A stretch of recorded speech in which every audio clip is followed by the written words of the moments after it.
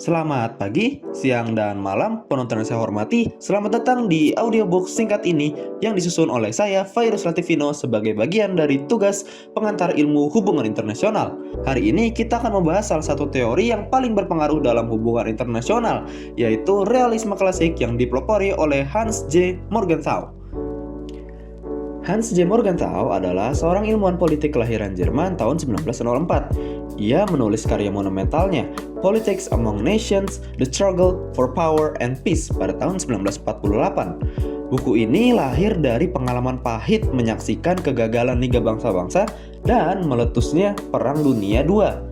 Morgenthau menolak keras pandangan idealis yang percaya perdamaian dunia bisa diciptakan hanya melalui hukum internasional, organisasi global, atau moral universal.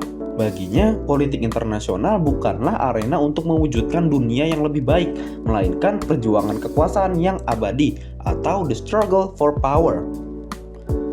Secara umum, realisme klasik Morgenthau mengajarkan bahwa negara-negara bertindak berdasarkan kepentingan nasionalnya yang selalu didefinisikan dalam kerangka kekuasaan.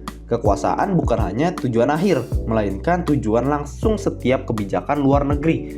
Negara tidak bergerak karena ideologi, moral, atau niat baik semata, melainkan karena perhitungan rasional untuk mempertahankan dan memperbesar kekuasaannya di tengah dunia yang anarkis, atau tanpa pemerintahan dunia yang mengatur. Realisme klasik menekankan prudensi atau kebijaksanaan politik, di mana negara harus selalu mempertimbangkan konsekuensi nyata dari setiap tindakan, bukan terjebak dalam retorika moral yang indah namun berbahaya. Daripada mengandalkan organisasi internasional atau hukum yang lemah, negara yang realistis akan berusaha menjaga keseimbangan kekuasaan atau balance of power agar tidak ada satupun negara yang terlalu dominan dan mengancam eksistensi negara lain. Intinya, realisme klasik melihat dunia sebagaimana adanya, penuh dengan konflik kepentingan, bukan sebagaimana yang kita harapkan. Ia menolak utopianisme dan mengajak kita memahami politik internasional sebagai arena pertarungan kekuasaan yang abadi. Meskipun realisme klasik Morgenthau tetap menjadi fondasi, teori ini kemudian berevolusi. Pada tahun 1979, Kenneth Waltz memperkenalkan neorealisme atau realisme struktural. Waltz menggeser fokus dari sifat manusia ke struktur internasional yang anarkis. Menurutnya, negara berperilaku serupa bukan karena sifat jahat, melainkan karena harus menjamin kelangsungan hidup di dunia tanpa pemerintah pusat. Yang paling menentukan adalah distribusi kekuasaan. Sistem bipolar cenderung lebih stabil daripada sistem multipolar. Kemudian, John Mearsheimer mengembangkan neorealisme ofensif. Berbeda dengan Waltz yang lebih defensif, Mearsheimer berargumen bahwa negara tidak hanya mencari keamanan, melainkan secara aktif berusaha memaksimalkan kekuasaannya untuk mencapai hegemoni regional.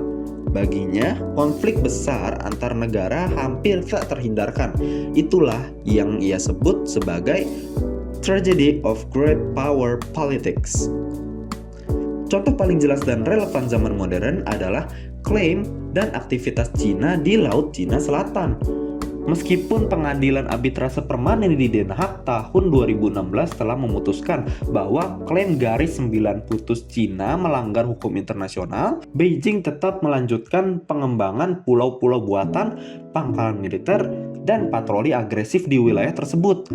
Bagi realisme klasik Morgenthau, tindakan Cina bukanlah pelanggaran hukum semata, melainkan perwujudan murni dari kepentingan nasional yang didefinisikan dalam kerangka kekuasaan, yaitu menguasai jalur perdagangan vital, mengamankan sumber daya energi dan perikanan, serta menegaskan dominasi regional sebagai great power.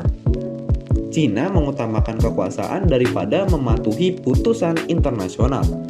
Sementara itu, Amerika Serikat dan sekutunya melakukan operasi kebebasan navigasi atau FONOPS serta memperkuat aliansi di kawasan, bukan semata-mata demi aturan internasional, melainkan untuk menjaga keseimbangan kekuasaan dan mencegah Cina terlalu dominan. Inilah esensi realisme klasik Morgenthau yang hidup di depan mata kita. politik internasional tetap merupakan perjuangan kekuasaan tanpa henti. Demikianlah ringkasan realisme klasik Morgenthau beserta evolusinya hingga hari ini. Di tengah ketegangan dunia yang semakin kompleks, pemikiran-pemikiran ini tetap menjadi kacamata yang sangat berguna untuk memahami mengapa negara-negara bertindak seperti yang mereka lakukan. Terima kasih telah mendengarkan. Jika Anda menyukai audiobook ini, bagikan dan tunggu audiobook berikutnya dengan teori-teori hubungan internasional lainnya.